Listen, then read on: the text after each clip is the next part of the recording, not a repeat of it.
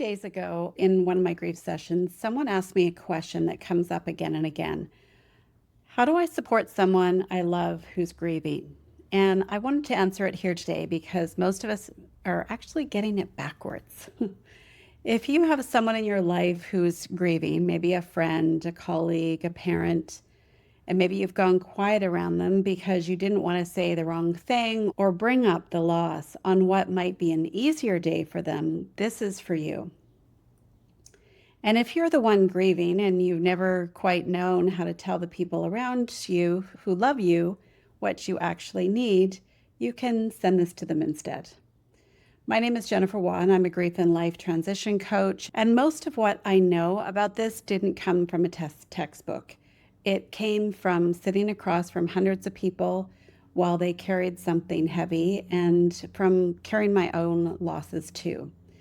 The thing that I hear from most people trying to support someone else, the thing I hear most from people trying to support someone else is some version of, I don't know what to say. I don't know what to say, so I don't say anything at all. That instinct is a good one, and it comes from love. It almost always is unfortunately the wrong move. So if avoiding a subject isn't it, then what is it? What do we do? The instinct most of us have next is to fix it, to find the thing to say that makes it better, the perspective that helps, maybe the silver lining. And the instinct, it comes from such a good place too. You love this person. You want their pain to be smaller. But grief isn't a problem with a solution. It's not something that you can think your way out of or say your way out of, and it's not yours to fix. So what I say to every leader and every parent and every friend who asks me this question is that presence is the harder and more powerful thing to offer.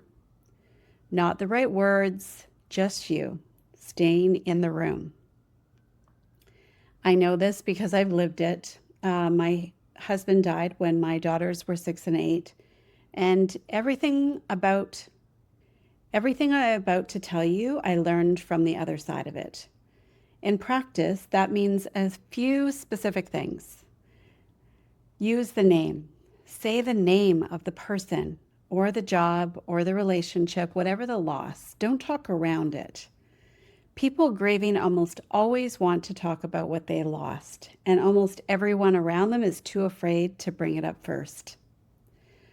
Let go of the phrases that are meant to comfort but actually close the door. Things like, they're in a better place, or everything happens for a reason, or at least you still have ... Even when they're true, they ask the grieving person to feel differently than they are right now, and that's the opposite of support. Don't compare, I know how you feel, or my situation was similar. That moves the attention onto you, and even when you don't mean to, moves the attention onto you, even when you don't mean it to. And drop the vague offer that puts the entire weight of asking back onto someone else who is already carrying too much. Be specific instead. When my husband died, one of the moms from my daughter's school just turned up one day and said she was doing my laundry. Not could she help, not let her know if I needed anything. She was doing it. And on the days grief has you laying flat on the floor, the laundry still needs doing. And someone deciding that for me was really a lifeline. Another mom arranged a cleaning service, no discussion required. And a group of them coordinated something I still think about.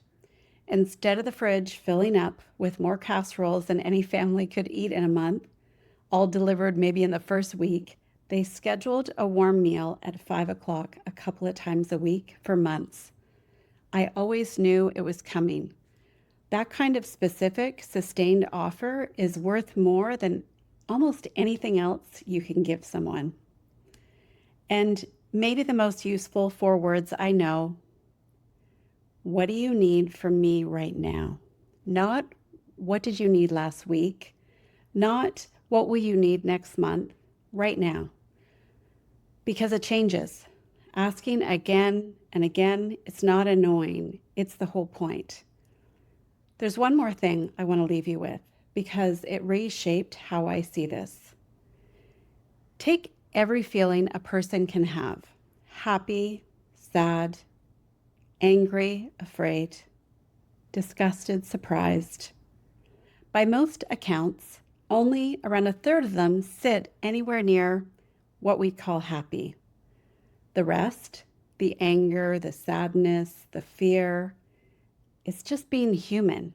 Most of us have been taught to spend our energy trying to stay in that one small third and to help everyone around us get back there as fast as possible.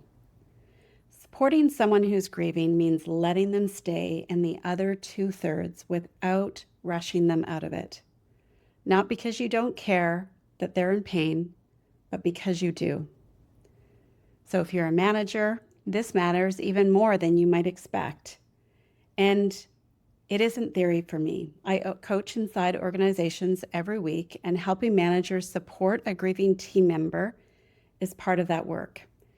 Someone on your team who has lost a parent, a marriage, or a version of the future that they planned for is going to bring in that grief to work, whether anyone names it or not.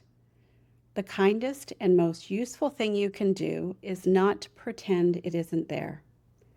Ask them in private what they need, and then actually adjust. And if you're the one grieving, hearing all of this, I want you to know something too. You're allowed to tell people what you actually need instead of waiting for them to guess it. You're allowed to say, please don't tell me it happens for a reason. You're allowed to say, please just say his name. Most people who love you would rather be told plainly than get it wrong out of fear. Grief without a name is still grief. It doesn't go away because someone mentions it. It just goes quiet and it waits. So if this is landing for you, whichever side of it you're on, supporting someone or being supported, share it with the person in your life who needs it. And if you're the one carrying grief right now and you want someone for it to actually live rather than everywhere at once, I do have a program called Permission to Grieve that gives you exactly that, and it's linked below. So thank you for being here, and take good care of each other.